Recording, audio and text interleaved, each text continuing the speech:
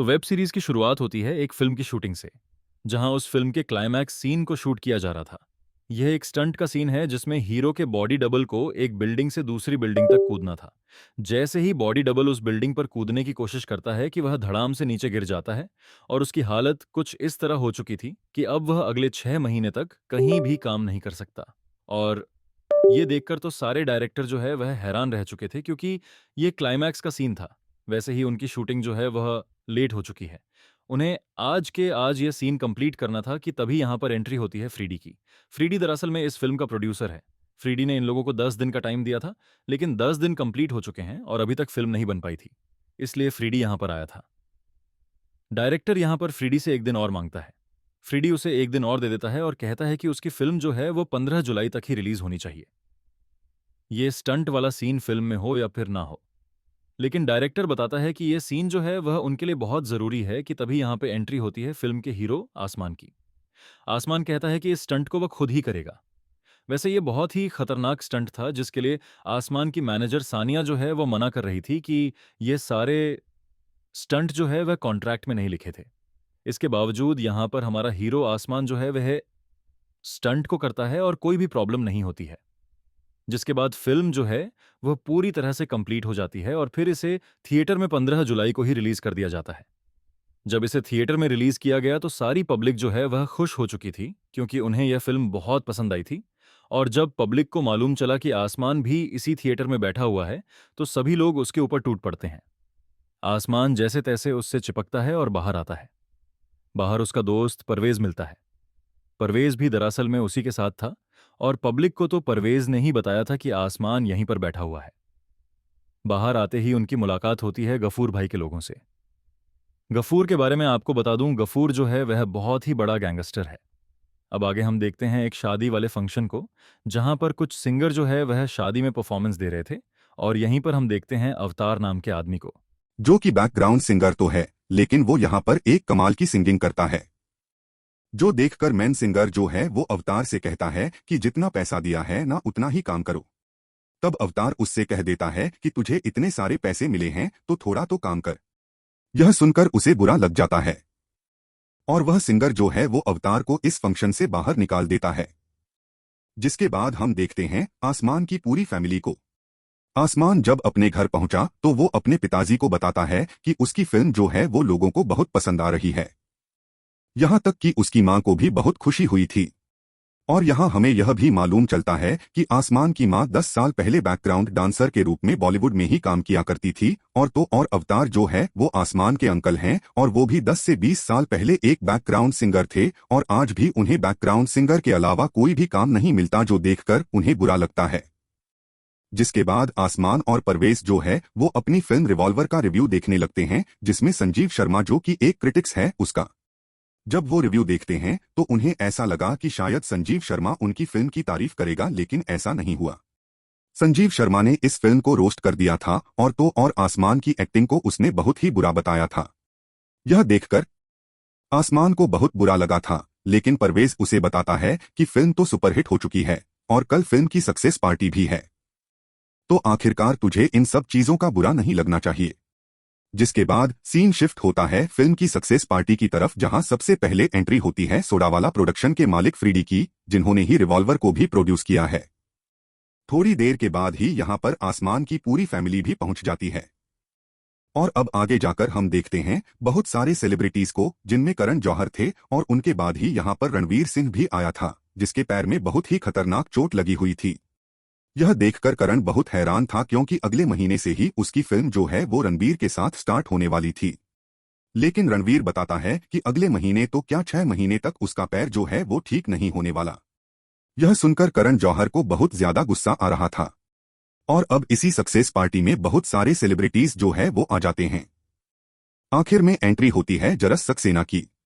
जब वह यहाँ पर आया तो सभी लोग चुप हो जाते हैं। उन्हें समझ में ही नहीं आया कि आखिरकार यह बंदा कौन है। लेकिन सभी लोगों को ऐसा तो लग रहा था कि कहीं ना कहीं इस बंदे को जरूर देखा है। जिसके बाद सिक्योरिटी वाले जरस सक्सेना को बाहर फेंक देते हैं, और फिर आखिर में यहां आसमान की मुलाकात होती है सोडावाला प्रोडक्शन के मालिक फ्रीडी से। फ्रेडी यहां पर आसमान से कहते हैं कि तुमने बहुत ही अच्छा काम किया, यह फिल्म सुपरहिट हो चुकी है। इसलिए यहाँ पर फ्रेडी जो है वो आसमान को बॉलीवुड के सबसे बड़े सुपरस्टार अजय तलवार से मिलवाना चाहते थे। जब अजय तलवार आसमान के सामने आए तो आसमान जो है वो बहुत ही हैरान था कि आखिरकार अजय तलवार जैसे सुपरस्टार आज उनसे मिल रहा है। अजय तलवार और फ्रेडी जो है वो 6 साल पहले साथ में काम कर चुके हैं। दरअसल में उन दोनों ने मिलकर एक फिल्म बनाई थी जिसका नाम है सेलाब। वो फिल्म जो है वो बहुत ही सुपरहिट थी। इसलिए फ्रेडी चाहता है कि अजय तलवार जो है वो सेलाब 2 को साइन कर ले। लेकिन अभी फिलहाल तो अजय तलवार का ऐसा कोई भी मन नहीं है। अब पार्टी में जब रणवीर सिंह मौजूद था कि तभी उसके पास एस राजामौली का कॉल आता है। राजामौली जो है वो रणवीर सिंह को अपनी फिल्म में साइन करना चाहते हैं, जिसके लिए रणवीर सिंह तो तुरंत मान जाता है। लेकिन राजामौली ने कुछ बातें सुनी है कि रणवीर जो है वो करण जौहर के साथ कोई फिल्म करने वाला है और उसका पैर भी टूटा हुआ है। लेकिन यहाँ पर रणवीर सिंह जो है वो साफ मना कर देता है और कह देता है कि ये सब बस एक रिव्यू मर जाएं और तभी हम यहीं पर देख पाते हैं। परवेज को जो कि रणवीर सिंह को देखकर वीडियो बनाने लगता है। जब रणवीर सिंह उनसे बात कर रहा था तो परवेज ने सारी चीजें रिकॉर्ड कर ली थी। अब पार्टी में ही सानिया जो है वो अवतार को अडम नाम के डीजे से मिलाती है। लेकिन अवतार यहाँ अडम से बहुत बुरा भला बोलता है और कहता है कि तुम ना बहुत ही खराब बजा रहे हो। दूसरी तरफ हम देखते हैं आसमान के पिताजी को, जिनके हाथों से गलती से अजय तलवार की शर्ट पर ड्रिंक गिर जाती है, जिस वजह से अजय तलवार उनके ऊपर बिल्कुल भी गुस्सा नहीं होता। और उन्हें ये बात भी मालूम चल चुकी थी कि ये दरअसल में आसमान के पेरेंट्स हैं और यहाँ परवेज ने जो वीडियो रिकॉर्ड की थी रणवीर सिंह चाहता है कि वो डिलीट कर दे। लेकिन परवेज तो नहीं मान रहा था और उसने अपना मोबाइल फोन जो है वो पैंट के अंदर डाल दिया था, जिसके बाद रणवीर सिंह उसे थोड़ी रिश्वत देता है। वो उसे एक असली वॉच गिफ्ट करता है, लेकिन यहाँ परवेज उससे कहता है कि हम आपके बहुत बड़े फैन हैं, मुझे इस तरह की रिश्वत नहीं चाहिए, बस आप एक बार मुझसे प्यार से ही बोल देते। वो वैसे ही डिलीट कर देता, लेकिन फिर भी रणवीर सिंह उसे वो वॉच गिफ्ट करता है। अब पार्टी में फ्रेडी जो है वो आसमान से मिला। फ्रेडी यहां पर आसमान को एक ऑफर देता है, मेरे पास 3 फिल्में हैं और उन 3 फिल्मों के लिए मैं तुम्हें लीड एक्टर के तौर पर साइन करना चाहता हूं। यह सुनकर तो आसमान बहुत ज्यादा खुश हो जाता है और फ्रेडी जो है वो उसे तुरंत कॉन्ट्रैक्ट पेपर भी दे देता है। यह देखकर आसमान और सानिया हैरान थे। सानिया उससे कहती है कि इतनी जल्दबाजी में ऐसा डिसीजन लेना बिल्कुल भी ठीक नहीं है। अगर उसकी पहली फिल्म फ्लॉप हो जाती है तो तुम्हें क्या लगता है कि अगली 2 फिल्म वो तुम्हें देगा, और अगर देता भी है तो उनकी टाइमलाइन क्या होगी? तुम्हें क्या पता, क्योंकि तुमने तो कॉन्ट्रैक्ट भी नहीं पढ़ा है। लेकिन यहां पर आसमान कहता है कि वो हीरो है, वो सिर्फ स्क्रिप्ट पढ़ता है, कॉन्ट्रैक्ट नहीं। और अब क्योंकि सानिया जो है वो आसमान की मैनेजर है, इसलिए सानिया ने तो साफ इनकार कर दिया था कि फिलहाल तो वो इस कॉन्ट्रैक्ट पर साइन ना करें। और तभी सानिया के पास एक कॉल आ जाता है और वो बात करने के लिए बाहर चली जाती है। लेकिन तभी यहाँ पर सोडावाला प्रोडक्शन के मालिक फ्रीडी जो है वो आसमान से कहते हैं कि कोई बात नहीं, तुम्हें अगर साइन नहीं करना है तो मत करो। लेकिन यहाँ आसमान जो है वो उन कॉन्ट्रैक्ट पर साइन कर देता है। आसमान यहाँ फ्रेडी से आराम ज्यादा 5 मूवी के बारे में पूछता है कि आखिरकार उसकी लीडिंग कास्ट जो है वो तैयार हुई है कि नहीं। फ्रेडी भी यहाँ पर बता देता है कि उस फिल्म की सारी कास्ट जो है वो तैयार है। यहाँ पर वास्तव नाम का आदमी आता है और यही बंदा जो है वो आराम ज्यादा 5 का लीड एक्टर है। और वास्तव यहाँ पर आसमान को बताता है कि कल वह संजीव शर्मा के 100 राउंड टेबल पर जा रहा है, जहाँ पर सारे न्यू कमर को उसने बुलाया है। लेकिन संजीव शर्मा ने आसमान को नहीं बुलाया था। आखिरकार प्रॉब्लम क्या है यह तो नहीं पता। अब पार्टी में ही सानिया की मुलाकात होती है। करण जौहर से सानिया को मालूम चलता है कि करण जौहर के पास एक फिल्म है, जिस फिल्म को पहले रणवीर सिंह करने वाला था और अब करण जौहर एक हीरो की तलाश में है। सानिया यहाँ पर एक नाम रिकमेंड करती है जिसका नाम आसमान था। लेकिन यहाँ पर करण जौहर को ऐसा लगता है कि आसमान जो है वह अभी अभी आया है और उसकी फिल्म जो है वह बिग बजट होने वाली है। सानिया करण जौहर को भरोसा दिलाती है कि आसमान सबसे अलग है। वह उनसे यह भी कहती है कि फिल्म का एक्टर भले ही कोई भी हो सकता है, लेकिन फिल्म के हीरो तो आप ही होते हैं। अब पार्टी में ही आसमान की नजर पड़ती है संजीव शर्मा की तरफ, जो कि सक्सेस पार्टी में आया हुआ था। आसमान उसके पास जाता है और कहता है कि फिल्म तो तुम्हें बिल्कुल पसंद नहीं आई थी, तो आखिरकार फिल्म की सक्सेस पार्टी में आप यहाँ पर क्या कर रहे हैं? लेकिन संजीव शर्मा ने भी उसे ठीक जवाब तो नहीं दिया था, जो देखकर आसमान को गुस्सा आ जाता है।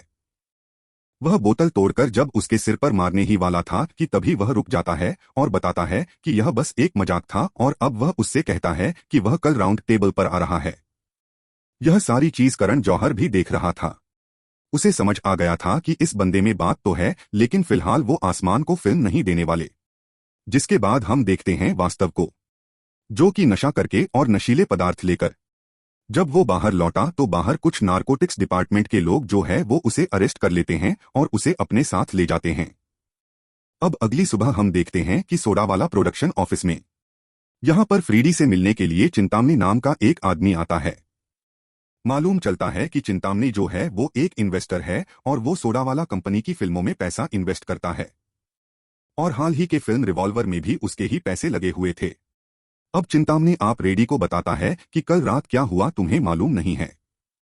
आराम ज्यादा 5 जो बनने वाली थी, उसका लीड एक्टर वास्तविक check out in sec I an gonna speak with a different accent Ajay Talwar का कहना था कि मुझे घर वापस जाना पड़ेगा। तो आसमान जो है वह बहुत सारी पंचलाइन मार देता है। उसे यह नहीं मालूम था कि अजय तलवार यहीं पर बैठा हुआ है। वह सारी चीजें देख रहा था, याद आकर अपने बेटे की बेइज्जती होता हुआ भी। तो आसमान ने जो राउंड टेबल में किया, जिसके बाद वह और भी ज्यादा फेमस होने लगा था, इसलिए वह एक बार में पार्टी करने के लिए आए थे कि तभी सान्या के पास करण जौहर का कॉल आता है। दरअसल में करण जौहर ने राउंड टेबल का शो देख लिया था, जिनमें उसे आसमान बहुत ज्यादा पसंद आया था, और अब इसीलिए वह उसे अपनी फिल्म में साइन कर लेते हैं। सभी लोग बहुत खुश थे कि तभी यहां पर सान्या को एक न्यूज मालूम चलती है। उसे पता चलता है कि दरअसल में आसमान ने फ्रीडी की भी 3 फिल्मों को साइन कर लिया है, जबकि सान्या ने उसे यह करने को मना किया था। सान्या बताती है कि अब बहुत बड़ी प्रॉब्लम हो सकती है, क्योंकि अगर फ्राइडे नहीं माना तो करण जौहर के हाथ से फिल्म तो जाएगी और तौर पर वह तुझे अटका कर रख देगा।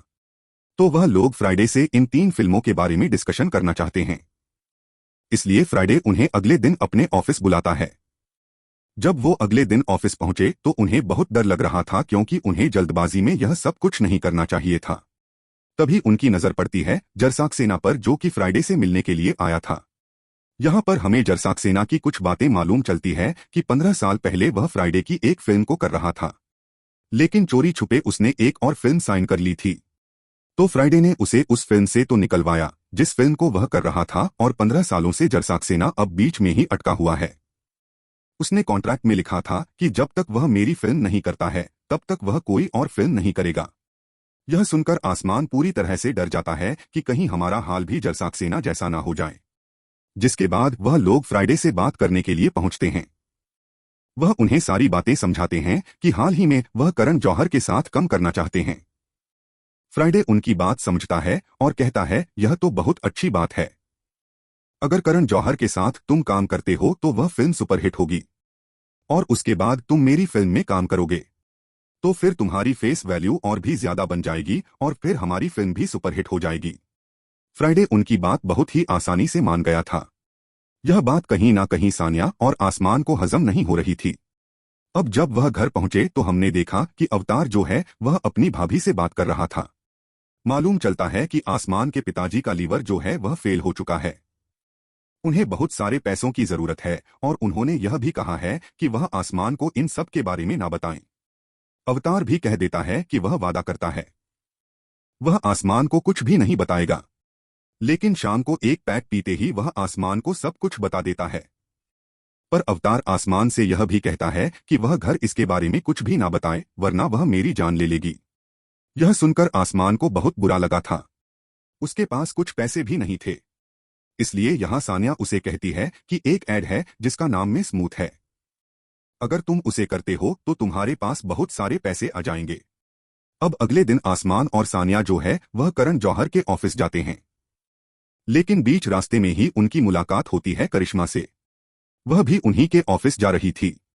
उन्हें समझ नहीं आ रहा था कि आखिरकार करिश्मा वहां क्यों जा रही है। तब मालूम चला कि करण जौहर जो फिल्म बनाने वाला है उस फिल्म का हीरो आसमान है, और हीरोइन जो है वह दरअसल में करिश्मा ही है। यह चीज तो दोनों के लिए ही सरप्राइजिंग थी, क्योंकि हाल ही में वह एक शो में मिले थे जहां उनकी मुलाकात तो है पर ठीक ढंग से नहीं हुई थी। तो जब वह लोग यहां से जा रहे थी कि तभी एक कैमरामैन जो है वह करिश्मा के ऊपर एक गंदा कमेंट कर देता है और उसे कहता है कि उसने प्लास्टिक सर्जरी करवाई है। यह सुनकर करिश्मा को बहुत बुरा लगा था और यहीं पर हमारा हीरो आसमान भी खड़ा हुआ था। वह थोड़ा सा उस कैमरामैन के पास जाता है और कहता है कि अगली बार कुछ भी कहा ना तो खुद के कैमरे में खुद ही कैप्चर नहीं हो पाएगा। जिसके बाद करिश्मा अपने बॉयफ्रेंड समीर के साथ यहां से चली जाती है। लेकिन करिश्मा को बुरा लगा कि आखिरकार समीर ने वहां कुछ क्यों नहीं बोला। समीर कहता है कि मुझे तुम्हारी फिक्र थी, इसलिए उसने कुछ नहीं बोला। तो फाइनली आसमान जो है वह मेन स्मूथ के ऐड के लिए पूरी तरह से रेडी था। मेन स्मूथ का ऐड करता है, बदले में उसे बहुत सारा पैसा मिल जाता है और तभी आसमान और सानिया की नजर पड़ती है राजामौली और आमिर खान की तरफ, जो कि एक सीरियस टॉपिक पर डिस्कशन कर रहे थे। ऐसा सानिया और आसमान को लग रहा था, जबकि दरअसल में आमिर खान तो राजामौली से कह रहे थे कि इडली और वड़ा पाव में इडली बेस्ट है, लेकिन राजामौली सर कह रहे थे कि इडली नहीं वड़ा पाव बेस्ट है। जिसके बाद राजामौली सर जाने लगते हैं। वह आमिर खान से कहते हैं कि बात खत्म नहीं हुई है, यहीं से स्टार्ट होगी। जिसके बाद आमिर खान जो है वह आसमान को अपने पास बुलाते हैं और पूछते हैं इडली और वड़ा पाव में क्या बेस्ट है। यहां पर आसमान वड़ा पाव बोलता है। यह सुनकर आमिर खान को बिल्कुल अच्छा नहीं लगा और वह उसे हटकर के यहां से चले जाते हैं। अब आगे हम देखते हैं कि जब आसमान, अवतार और परवेज जब सभी लोग एक ही जगह पर थे तो अवतार जो है वह आसमान को अपना बनाया हुआ एक गीत सुनाना चाहता था। जब वह सॉन्ग बज रहा था कि तभी यहां पर बादशाह आ जाता है। बादशाह के आते ही अवतार जो है वह अपना सॉन्ग बंद कर देता है। बादशाह कहता है कि अच्छा हुआ बंद कर दिया, वरना कानों से खून आने वाला था। दरअसल मैं अवतार जो है वह क्लासिकल सिंगर है और उसने काफी पुराना सॉन्ग गाया था, इसी वजह से किसी को भी वह सॉन्ग पसंद नहीं आ रहा था। बादशाह यहां सिर्फ और सिर्फ आसमान से सिर्फ हाय बोलने के लिए आया था। जिसके बाद वह यहां से चला गया। अवतार सानिया से कहता है कि उसका कुछ नहीं होने वाला। उसे ऐसा लगता है कि उसे सिंगिंग जो है वह छोड़ देनी चाहिए। यह पेनड्राइव में जो सॉन्ग है वह उसे भी फेंक देता है, लेकिन सानिया उसे अपने पास रख लेती है। अब आगे हम देखते हैं अजय तलवार को, जो कि करण जौहर के पास कॉल करता है। दरअसल में अजय तलवार चाहता है कि आसमान की जगह पर करण जौहर जो है वह कोई और हीरो भी ले सकता था, लेकिन करण जौहर कहता है कि उसने आसमान को देख लिया है, वह बहुत ही कमाल का एक्टर है। उसकी जो फिल्म होने वाली है वह एक रोमांटिक एक्शन वाली फिल्म होने वाली है, जिसमें भर भर के बोल्ड सीन भी होने वाले हैं। यह सुनकर अजय तलवार को बिल्कुल भी अच्छा नहीं लगा था, क्योंकि उसकी बेटी की पहली फिल्म होने वाली है और तो और हीरो जो है वह आसमान होने वाला है। अब आगे हम देखते हैं कि अजय तलवार को एक अवार्ड मिलने वाला था, इसलिए वह सभी लोग वहां जा रहे थे। लेकिन अजय तलवार का एक बेटा है जिसका नाम सौमिक है और वह बहुत ही बदतमीज है। वह किसी से भी ठीक ढंग से बात नहीं करता। यह सारी चीजें देखते हुए अजय तलवार को बिल्कुल भी अच्छा नहीं लगता। अब यह सभी लोग एयरपोर्ट की तरफ निकलते हैं, जहां मालूम चलता है कि फ्लाइट जो है वह 40 मिनट लेट है। तभी यहां पर करिश्मा की मुलाकात आसमान से होती है, जो कि एयरपोर्ट की स्टोर पर ही एक परफ्यूम खरीद रहा था। यहां उन दोनों की मुलाकात होती है और उन दोनों की बातों से हमें ऐसा लगता है कि कहीं ना कहीं दोनों के बीच अब सारी चीजें जो है वह ठीक हो चुकी है और वह अच्छे दोस्त भी बन चुके हैं। दरअसल मैं आसमान जो है वह अपने घर वापस आ रहा था, क्योंकि उसके पिता की तबीयत बिल्कुल भी ठीक नहीं है। वह यहाँ पर आकर अपनी फैमिली वालों से मिला। आसमान ने यहाँ अपनी माँ को पैसे दिए ताकि उसके पिता का लीवर का इलाज हो सके। अब खाना खाने के बाद आसमान और उसके पिता जो है वह बॉक्स पर जाते हैं, जहां पर आसमान के पिता आसमान को समझाते हैं कि तू आसमान है, इस इंडस्ट्री में रहने के बाद तू कभी भी अपना सर जो है वह झुकाना मत। भले ही सर को कटा देना, लेकिन झुकाने के बारे में कभी भी मत सोचना। अब जब वह बात कर ही रहे थे कि तभी आसमान